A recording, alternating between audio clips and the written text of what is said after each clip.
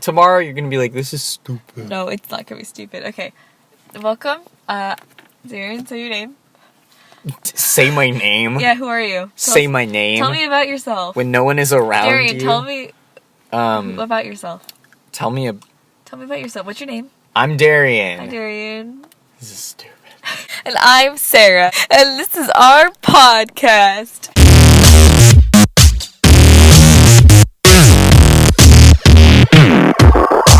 This part in the play, I think, should be played by this spaceship escape. I'm casting pods. That was such an obscure joke. You know when you like make references and you know no one is ever gonna understand this reference you're about to make? Would you say it anyway? No. Oh, I do that most all of the time. I don't. I mostly I mostly think about it, or I'll go, dude, that's just like. Never mind, nobody's gonna get that. Also, when we were at Menagerie of the Macabre rehearsal, Kane was like taking a picture of Bella and Molly so they could be on the cover. Like they were gonna be drawn on the poster. They were. And I was like, oh, can I be drawn on the poster? Like I do. And Kane's like, no. And then I got sad and she was like, because you're too central to the plot. I don't want you to reveal too much. And I was like, thanks, I think. Shut up, Kane. What an asshole. She turned that around. She's trying to turn it around on you, but it's like it's fake. You're too important to the story. Like, you're too much of a main character. That's like sounds like the mean character in the story, like then trying to make the person feel better because they didn't mean to make them mad because they kind of like them now. Do you know what I'm talking about? Like they're kind of warming up to them and they're like, because I don't want you to get hurt. Yeah, they're like, no. And they're like, because you're too important. Yeah. And then and they shake their shoulders. Yeah. And then like wait, we have to talk. Sorry, for those of you who don't know. And then you're like, that's good. And they're like, and they kind of get a little happy that you're happy. For those of you who don't know, Kane is our friend. She was my director in this past play I was in called The Menagerie of the Macabre, which was about like horror stuff. Which they should know about because they're a horror. Oh my god, Darrien. What does standing mean? Okay. Oh, I actually know the history of this. So, Stan is this Eminem song that is about this crazy fan that he has that like stalks him. There's a whole music video for it. Oh, I know that song. So they turned that into a term for like a super fan. So who are you, the Stan? It's kind of fucked up because in that story they like drive off a cliff in the song. The person like drives off a cliff for Eminem or something. Oh my god. Did you know? It's a super dark song. Dude, that really hit me for some reason. Like I feel like you and I became really close friends recently because we're both like weirdly more grounded than I feel like a lot of people are. Do you mean like I feel like we're more like down with reality, you know? We kind of like know what the world is like. We've grown up, I guess. Like I don't know. It's tough to say. Which is kind of how I feel with you too. Is like I know what you're thinking all the time. What am I thinking right now? I mean?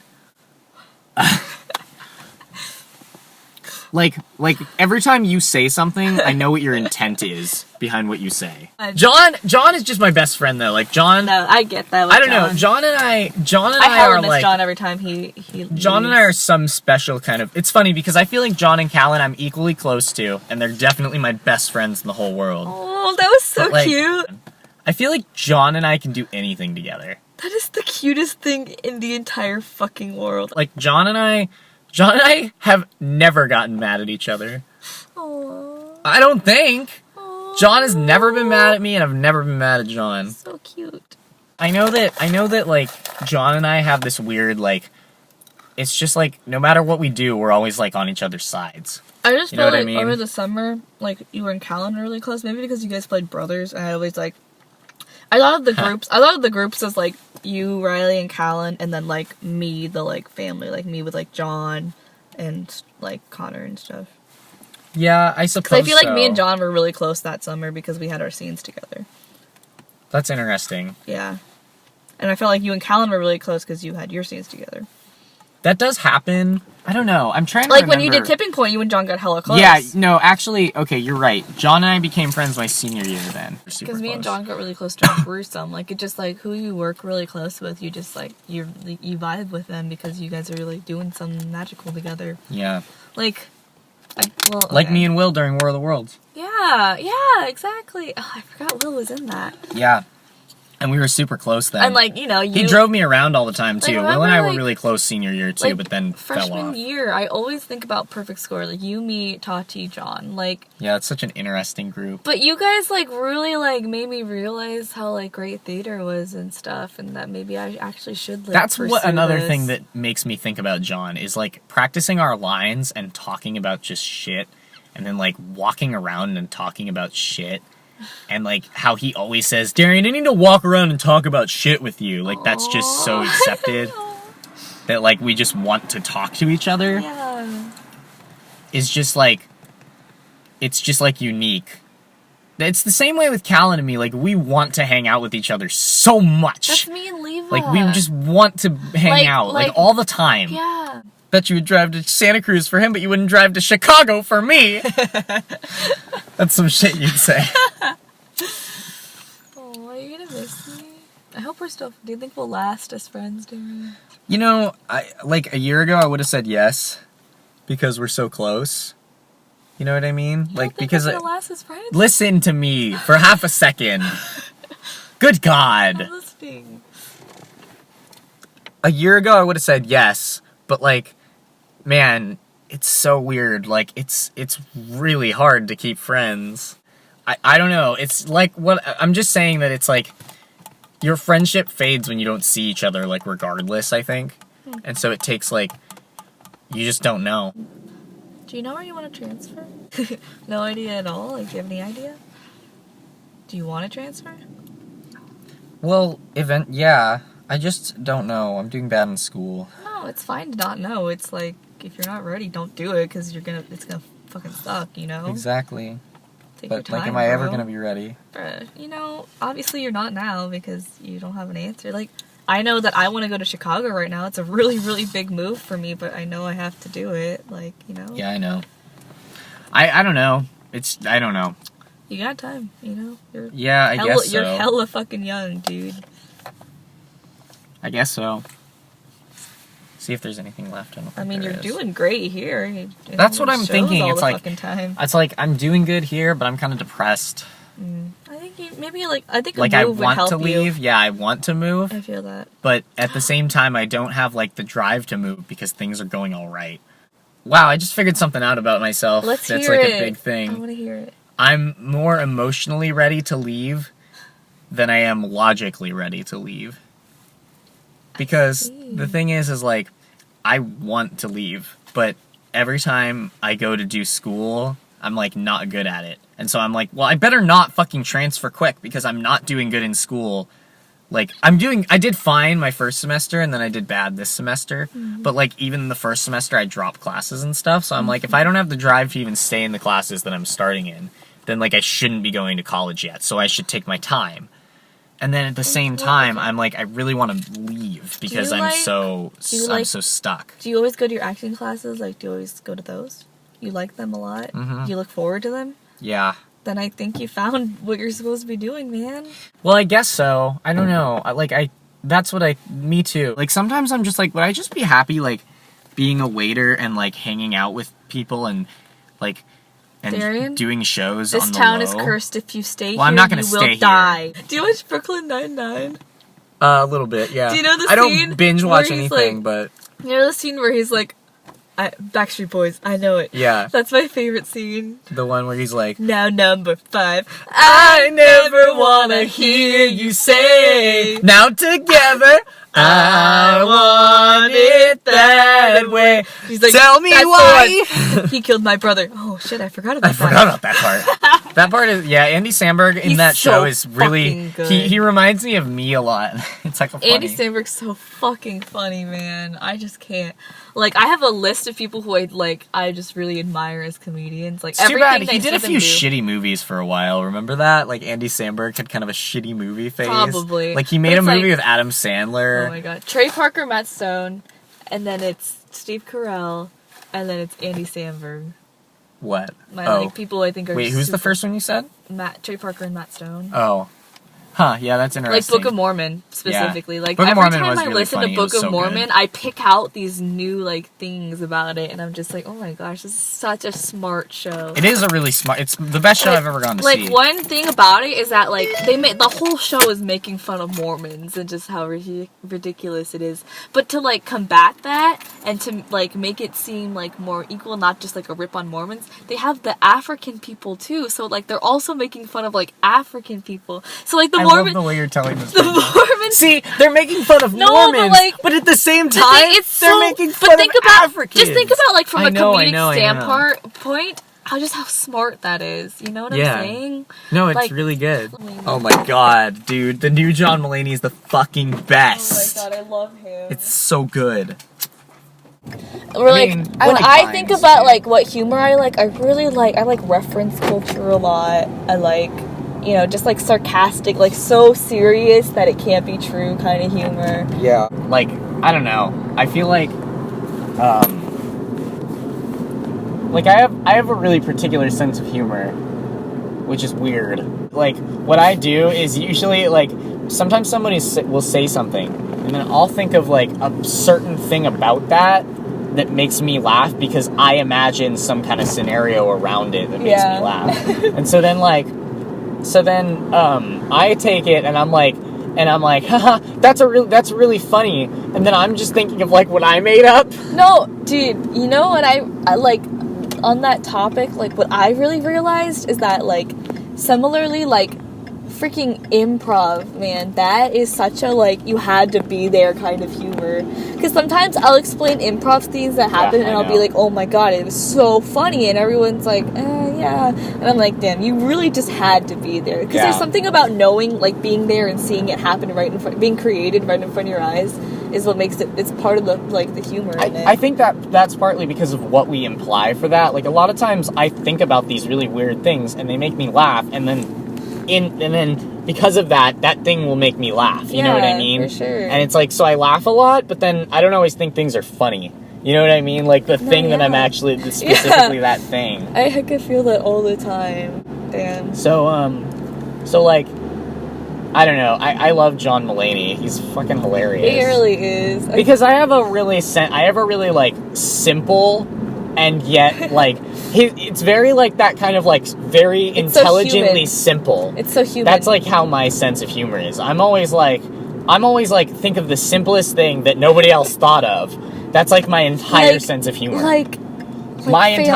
way I make jokes in improv and in life is, like, I will take something and I'll be like, yeah, like this thing. Yeah. And it's just like, everyone's like, oh my god, I didn't think of that, but yeah, like, I agree. And that's how John Mulaney is. He will talk about something and you'll be like, humor. And you'll be like, oh, fucking, yeah, I never really thought about that. You know what I mean? Yeah, like, I love humor like that. I also, like, I've been really into roasts lately. I don't know, I know it's, like, bad, like, you have to make fun of people for, like, being funny, which is, like, kind of what our culture is turning into, like, especially on Twitter. Oh.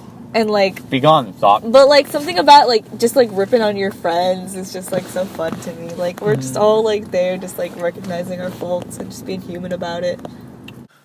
On Good Mythical Morning, they did this, like, breakfast sandwich taste test. I would be so good at that.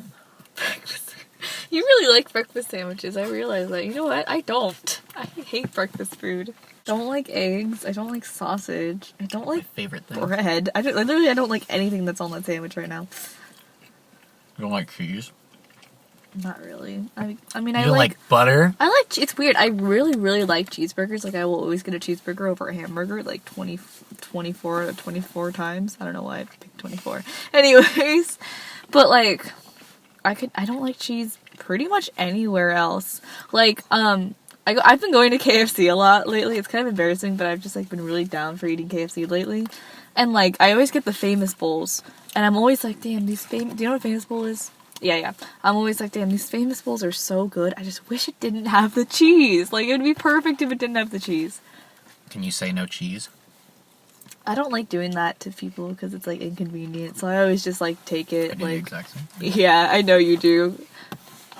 I just get, like, people get mad at me so much more than I get mad at them. Yeah. And it's like, I'm always just like, oh, I'm sorry. Hell yeah. Like, I just don't want you to be mad at me. I get that, like, honestly. Damn. Because, like, I'll fight with people if I'm mutually angry with them. Yeah. I'm just never mutually angry with anyone. I get that. I want to see if I can finish my speech. I don't know where it's going. I guess I'm just talking about, like, it's cool to know what you want, but it's also okay to not know what you want. Just try to enjoy as much of the little details in life as possible. Like don't Aziz Ansari's fat cousin Harris, who's like, I don't know. it's the little things in life. It's like instead of stressing about things you can't control, like enjoy the things you can. I'm trying not to make it religious, but like in a way, it's kind of like, you know, God is paving these roads for us. Just like walk down it and just know that, you know, one day everything's gonna be okay.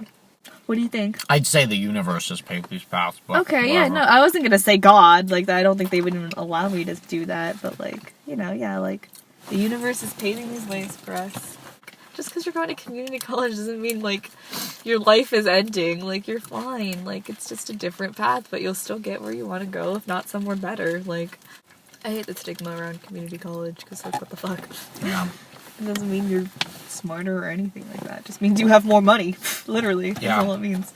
No, it is stupid because, like I saw this thing on Twitter that was like, GEs are really stupid. It's literally just an excuse for colleges to take more of your money. So, okay, so John is the main character. Mm-hmm. I'm the best friend that's a heckin' nerd and wants to get a girlfriend. You're like Howard from The Big Bang Theory.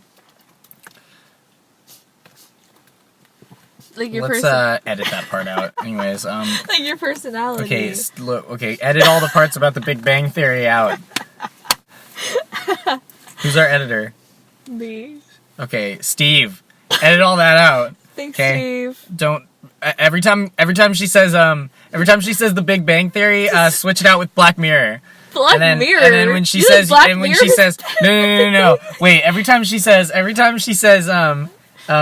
was the show you said?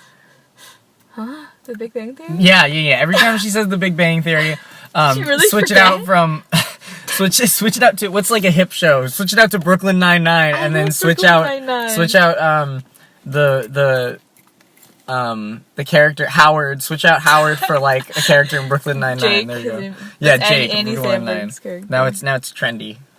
Now number After all that. 5. Literally no one talked about Brooklyn Nine-Nine until they said they were going to cancel. I know, it's so funny. Like, well, actually, like, nobody that I knew here talked about it, but in college everyone talked about it. I just never talk about TV shows. Like, I don't know. I realized recently that I really like how it's shot, because it's shot like a cop show.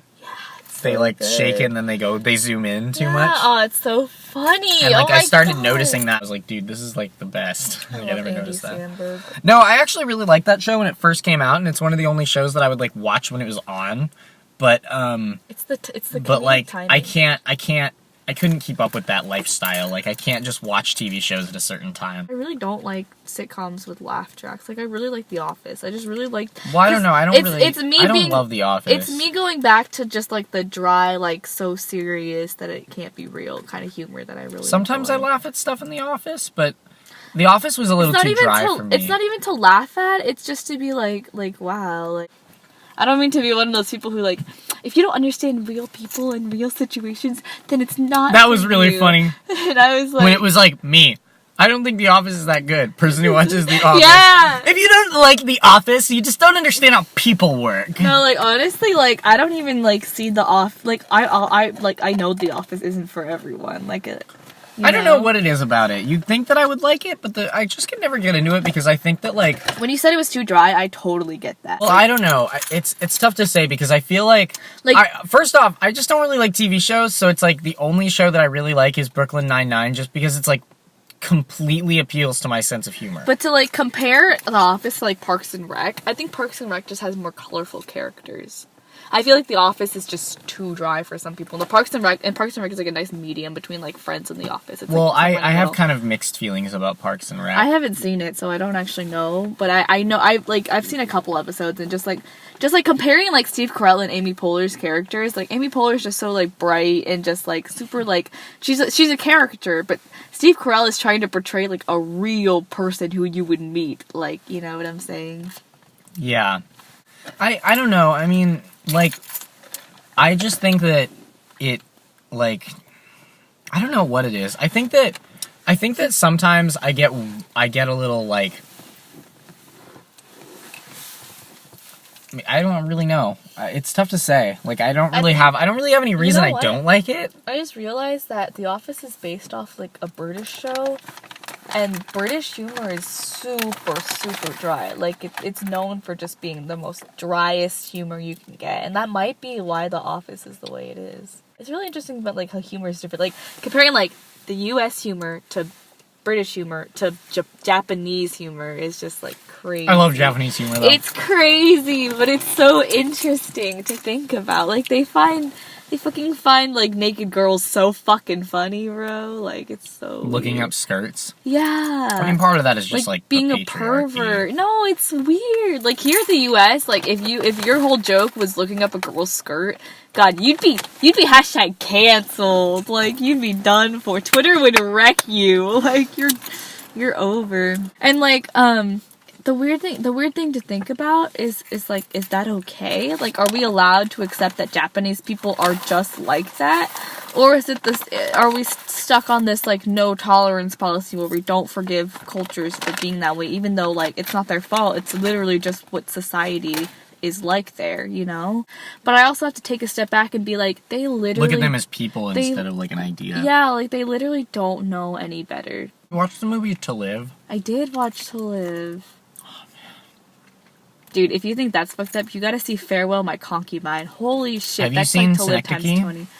Oh my god, I love that movie.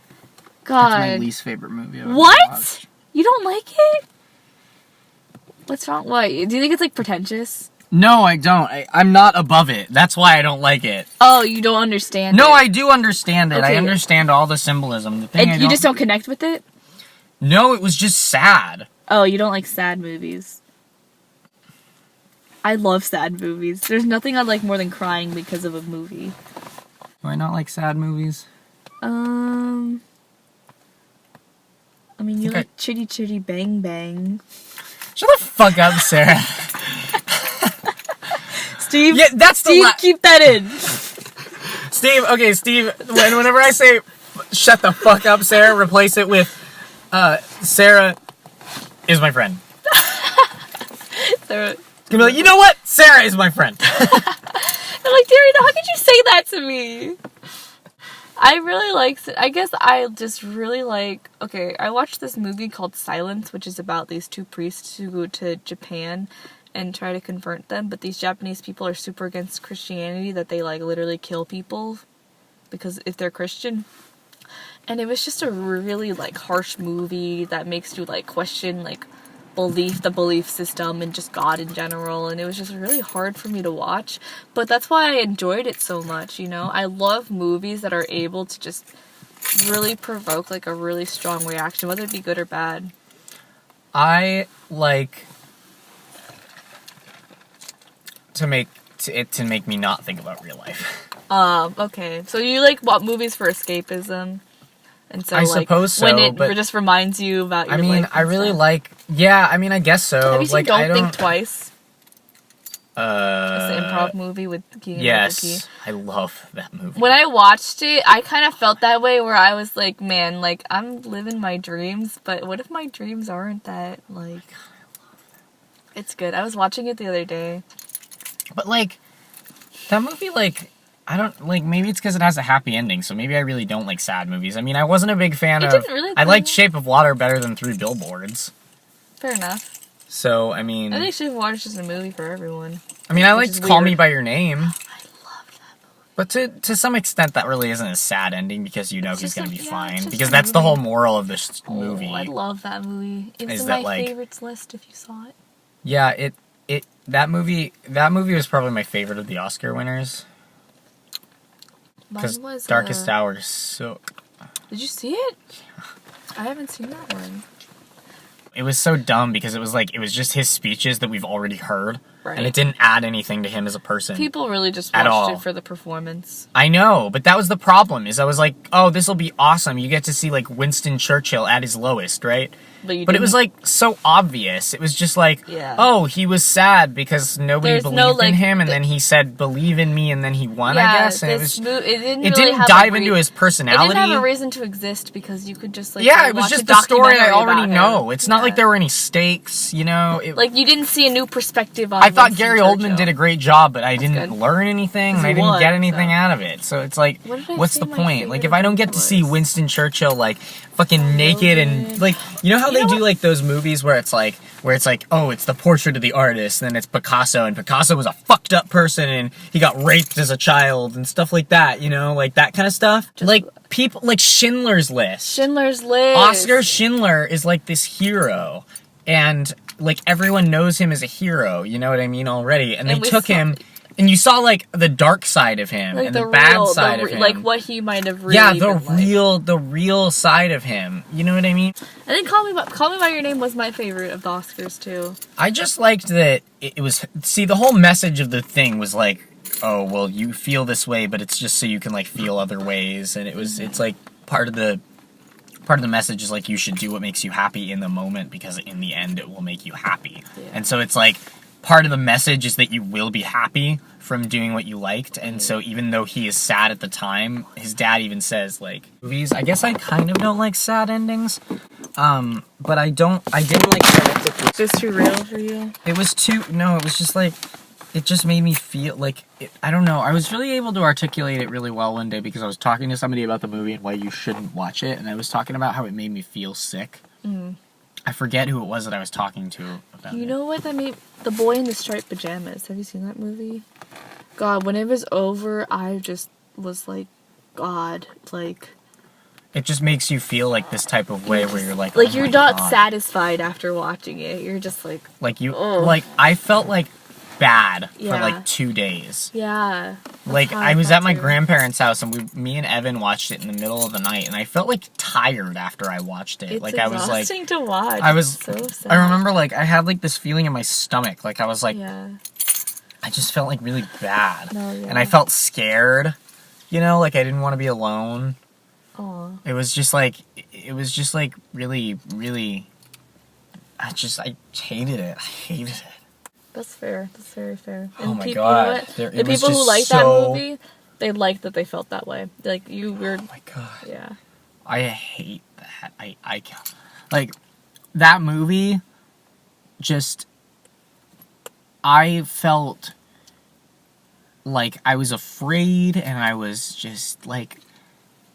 And sad, and like. It's one of the worst feelings I've ever had, and I went to sleep that night, I could barely sleep, and then I woke up and I still felt like that. Like I didn't get replenished by my sleep. Just think about, like, how just like some of the parts of that made you feel that way. I know, I hate it. But nobody should feel that way. But isn't that just, like, the most magical thing? I guess so, but like at the same time, like I didn't need to feel that. I don't feel like I've gained anything from the experience. For me, like I guess because it's not like it made me feel like some type of like emotion. And this is it just made me feel bad. This is why Leva calls me sadistic all the time. Like I revel when I feel like shit. Like I just like I'm like. Maybe, I guess it's because I'm an actress and I'm like I could use this later. But I'm an actress because I want to understand myself better. And just, like, I guess humanity in general, just, like, why people do the things they do. Like, what's their intent? Like, what is their motivation? What are they willing to do to get it? Like, I'm just so interested in that. If you, like, I get that some people like watching scary movies because they're gonna have nightmares, you know? Like, because it scares them, like, legitimately. Mm-hmm. And I don't understand that. Like, I like for a movie to be closed off and that I don't have to think about it later. And like for the most part I don't get scared very easily, so I don't really have that feeling with horror movies because I don't like have nightmares after I watch a horror movie or think about it or anything, or when I do think about it I'm like pff, and then I kind of laugh it off and then I forget about it. But I don't like that movie because like that movie affected like it just it did something bad to me, you know what I mean? Mm-hmm. It like had some bad juju. Because I swear, like I watched that movie and it's just the worst feeling I've ever had, and like I didn't need to do that. I don't know, maybe it gave me perspective, but Yeah, it's just like overall, I wouldn't want somebody to come out of a movie having a bad feeling, you know? Like I don't want to tell the truth. I want to have people be happy. So I feel like I'm the opposite. Like, remember, I think I told this to you where I was like, I care more about people being happy me, than the truth. That's interesting because, like, for me, I've always said that, like, in exchange for just really knowing yourself and just knowing the world, you are depressed. Like, you give up happiness in order to just, like, find the truth in yourself. And, like, I think that I gave that up a long time ago. I think that that's kind of how I am, is that because I'm just, like, smart, that makes me depressed sometimes. No, that's how I feel. That's exactly how I feel. Like, I know myself really well. I understand the world, at least from my perspective. Like, I know what real people are and stuff like that, and I feel like I just, like, quickly matured, I guess, intellectually, and I think in exchange, like, I have to be depressed because of it, because the world just is depressing. Like, it just is. Reality is depressing. I mean, I've only felt like this for the past, like, year or two. That's probably when you figured it out, I guess. Well, like, it's been about probably a year, like, probably college. It feels sometimes like I'm just, like, trapped. It's hopeless. Yeah.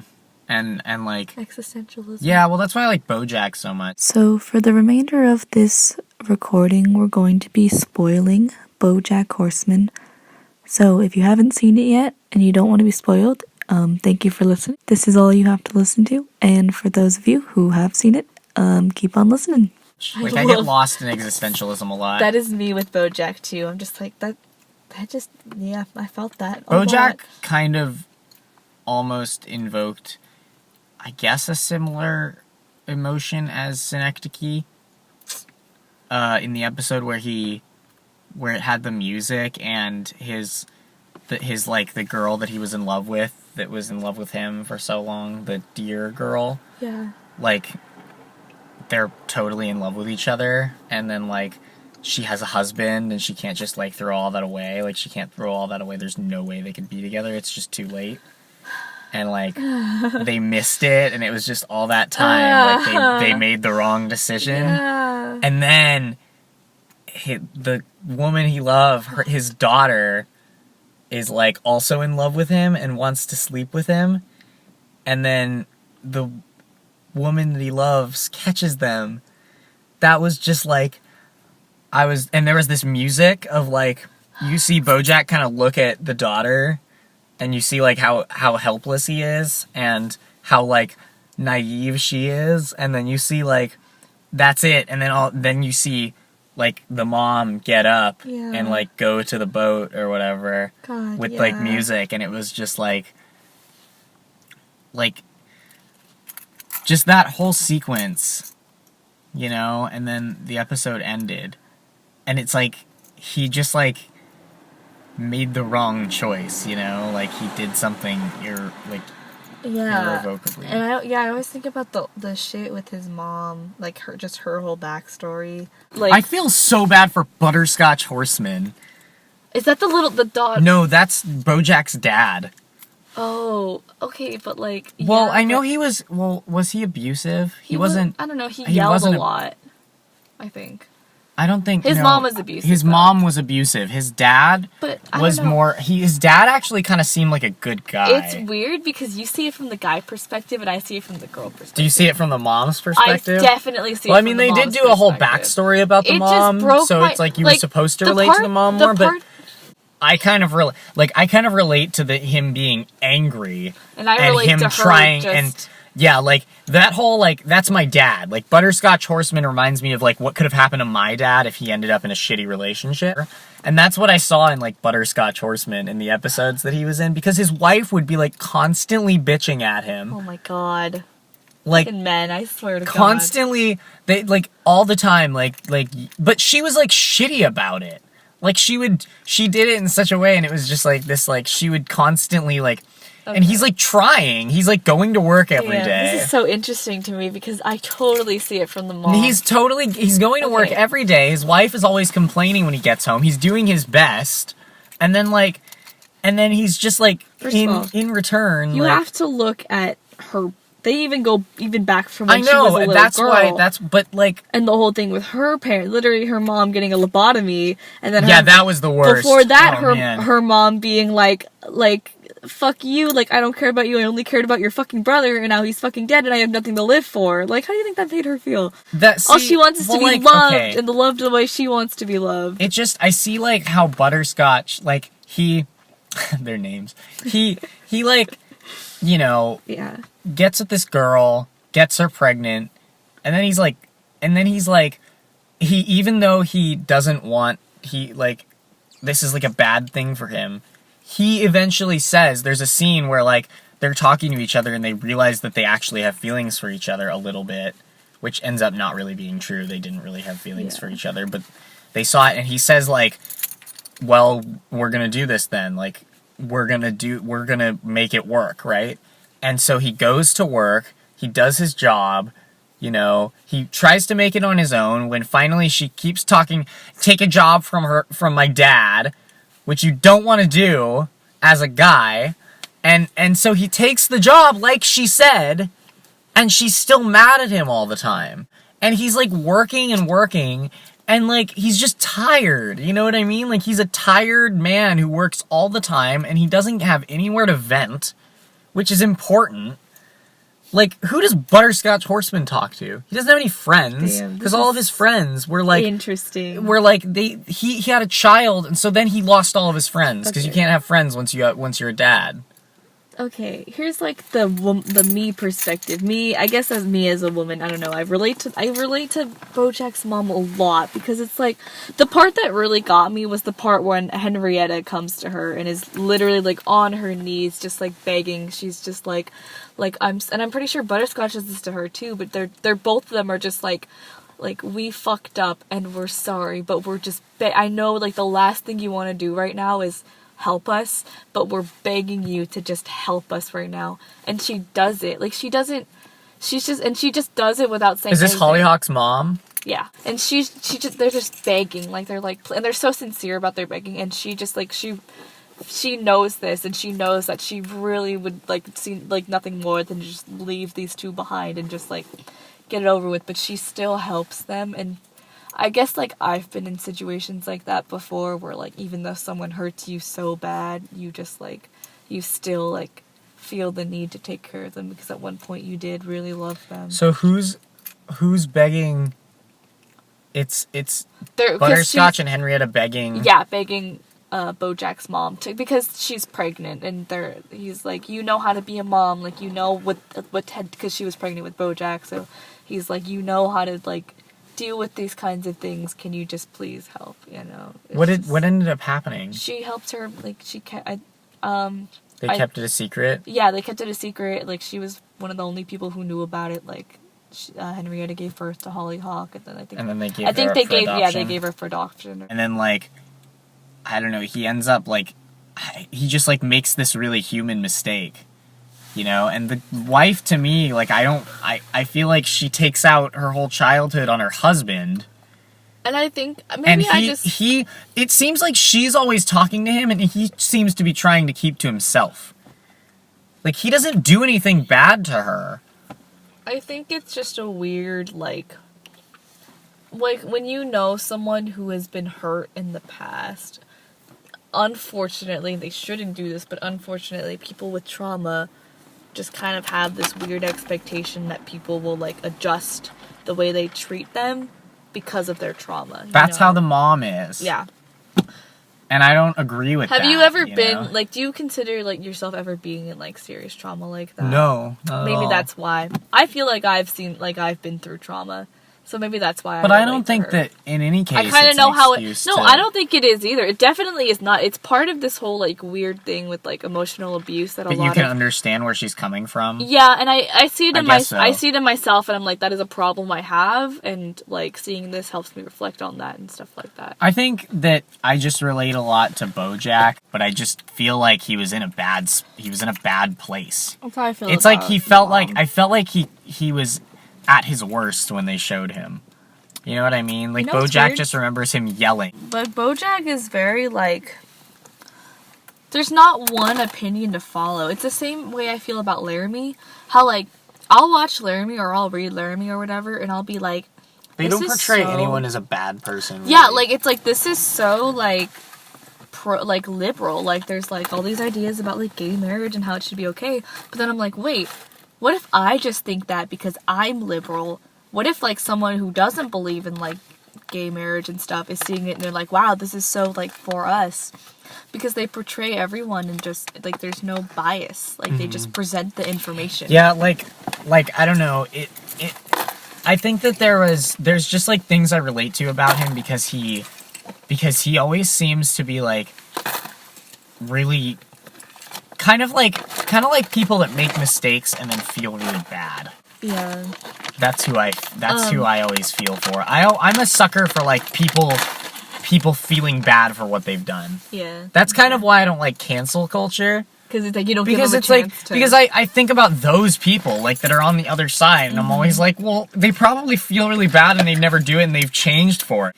I get that they've done bad things, like, you know what I mean? But like I hate the idea of bad things defining people and like that you can't like feel bad for what you've done, because I have so many things like once things are in the past, you can't do anything about them. So, like, when somebody makes a mistake and they say, like, they feel horrible for doing it, and people are like, well, you know, that's not going to bring the people back, you know what I mean, or something like that. I'm always like, well, yeah, that person knows that, too. You know what I mean? I feel like I'm a person who makes mistakes, and I just feel so bad about making mistakes. And with that, that's our podcast. Okay, Darrien, say goodbye. Goodbye! Thanks, Steve, for editing this. Yeah, next time on Game Grumps.